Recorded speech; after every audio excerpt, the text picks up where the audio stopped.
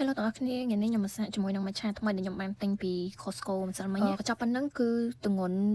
340ក្រាមហើយ29រៀលតែចាំមើលខាងក្នុងវាមិនវិញពេលខ្ញុំទិញមកភ្លាមហ្នឹងខ្ញុំបាន search នៅក្នុងអ៊ីនធឺណិតដែរគេថាម្សៅហ្នឹងអាចនឹងល្វីងចាឥឡូវចេញមកឲ្យនេះពណ៌វាគឺខុសពី matcha ដែលខ្ញុំ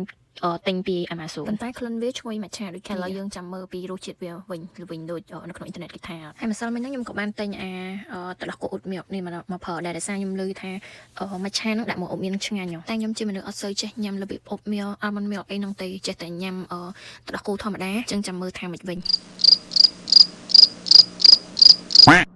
បានហើយឥឡូវទឹកមុខខ្ញុំជាក់គ្រប់យ៉ាងអញ្ចឹងមិនមែន matcha គេអត់ឆ្ងាញ់ទេណាគេដោយសារតែខ្ញុំដាក់អាស្ករអត់មានជាតិកាឡូរីអាហ្នឹងស្ករហ្នឹងវាផ្អែមរៀងស្លេមហើយទៅមកបូកជាមួយនឹងអ៊ុតមីលហ្នឹងទៀតខ្ញុំមិនសូវចេះញ៉ាំហើយអា matcha នេះវាល្វីងតិច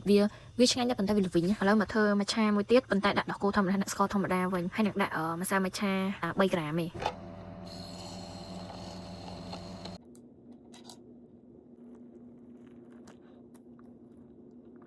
ចឹងធ្វើលើកទី2នេះគឺបានសម្រេចហើយអញ្ចឹងសរុបទៅគឺ matcha គេឆ្ងាញ់តែគ្រាន់តែថាវារៀងល្វីងតិច